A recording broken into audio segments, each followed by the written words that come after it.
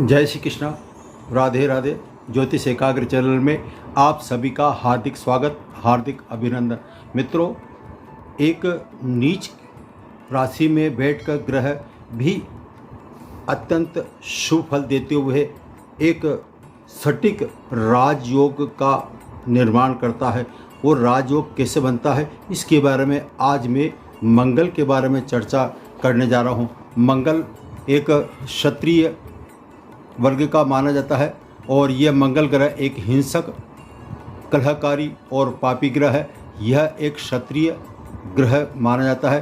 कर्क और सिंह लग्न के लिए यह योग कारक मंगल माना जाता है। अब ये योग कारक जो शब्द आया है, मैंने एक वीडियो बनाया है, आप उसको देखेंगे तो योग कारक का आपको उसमें समझ में आ जाएगा। योग कारक ग्रह का रहस्य या योग कारक ग्रह की एक व्याख्या, इसमें मैंने एक वीडियो बना रखा है, योग कारक का व्याख्या। वो आप उसको देखें तो आपको योग कारक का किस तरह से निर्माण होता है उसमें पता चल जाएगा। उसके बाद में आज मैं उसी क्रम में योग कारक ग्रह एक राजयोग कैसे निर्माण करता है इसके बारे में बता रहा हूँ।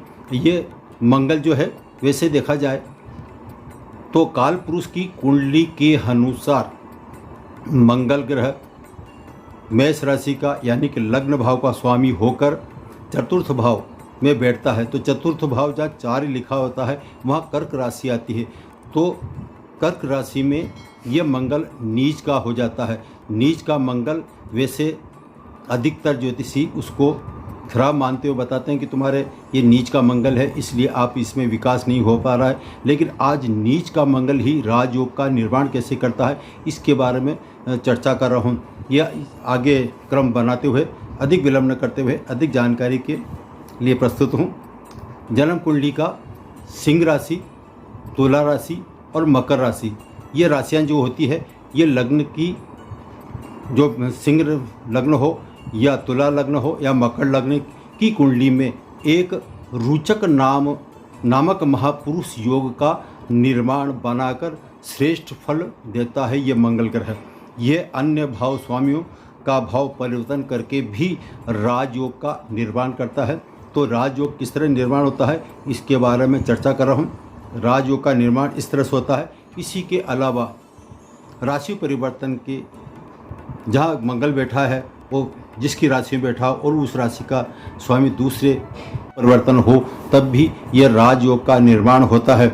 अब आगे चतुर्थ भाव में बैठकर अब हम कालपुरुष की कुंडली के अनुसार मेष लग्न की चर्चा कर रहे हैं। तो मेष लग्न में चतुर्थ भाव में 4 लिखा होता है। 4 का मतलब होता है कर्क राशि। कर्क राशि का स्वामी चंद्रमा होता है। कर्क राशि में स्थित होकर मंगल एक नीच ग्रह कहलाता है।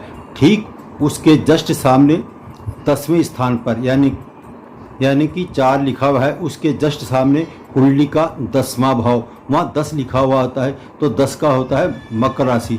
मकर राशि में मंगल उच्च का हो जाता है।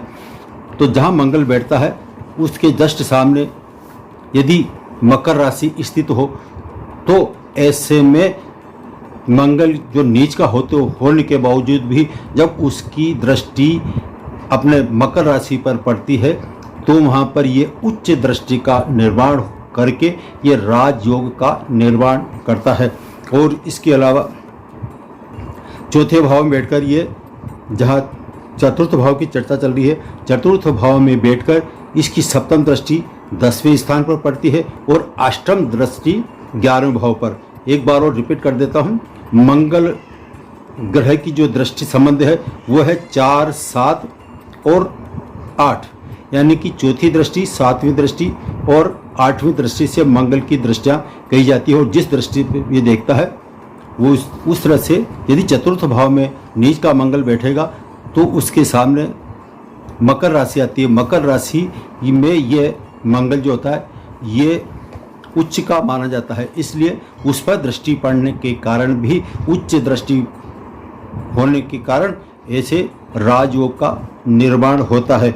मेष लग्न की पत्रिका में मंगल लग्नेश होकर चतुर्थ भाव में नीच का होता है, ये मैं आपको बता चुका हूँ। अब मंगल जो ग्रह है ये ऐसा मंगल ग्रह 10वें भाव पर दृष्टि डालकर प्रबल राजयोग बनाता है। यानी कि नीच का जो मंगल बैठा हुआ है, दोबारा रिपीट करता हूँ, मंगल चार्ट लिखा है, यानी कि चंद्रमा की राशि में बैठकर ऐसा मंगल 10वें भाव पर पूर्ण दृष्टि डालकर प्रबल राजयोग का निर्माण करता है। ऐसा जातक का फलित क्या होगा? ऐसा जातक अपने कर्म क्षेत्र में पूर्ण सफल होता है और पराक्रमी होता है और लीडर तो साथ ही होता है। ऐसा जातक दूसरों के हितैषी, यानी दूसरों को ये बहुत अच्छा काम करने वाला होता है, यानी हितैषी होता है। और ऐसे जातक का चाहे ये नीच राशि में बैठा हो, उसके बावजूद भी ऐसे जातक की जन्म पत्रिका के अनुसार प्रबल राजयोग निर्माण होने के कारण इसको उच्च वाहन सुख प्राप्त होता है। यह ज्योतिषी सूत्र है और इसको सटीक माना जाता है, इसमें कहीं संशय नहीं है। कब ऐसा जातक कर्क राशि चंद्रमा की राशि है और ऐसे में यहाँ पर मंगल हो, चतुर्थ भाव में चंद्रमा की राशि पर मंगल बैठा हो और मंगल के साथ में चंद्रमा स्थित हो जाए, यानी कि चंद्रमा तो स्वग्रह होगा और मंगल नीच का होगा, तो चंद्रमा और मंगल का जो संबंध होता है ये शुभ माना जाता है। ये अप्रत्यक्ष रूप से प्रबल राजयोग का निर्माण करता है और ऐसे में ऐसा व्यक्ति धनी होता है और समृद्धशाली होता है, बनाता है।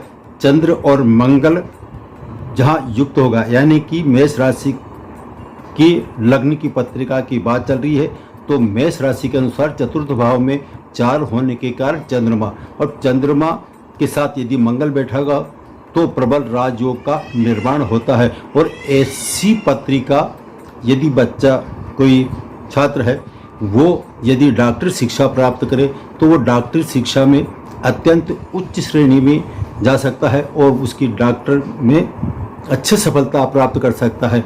ये अच्छे डॉक्टर लोगों का अधिकतर पत्रिकाओं में चंद्र और मंगल का निर्माण होता देखा गया है। और ऐसे जातक यदि इस पर शनि की दृष्टि पड़ जाए, 3वीं, 7वीं या 10वीं, तो ऐसे में ऐसा डॉक्टर आगे जाकर सर्जन बन सकता है और जो सर्जन बनेगा वो ख्याति प्राप्त होगा।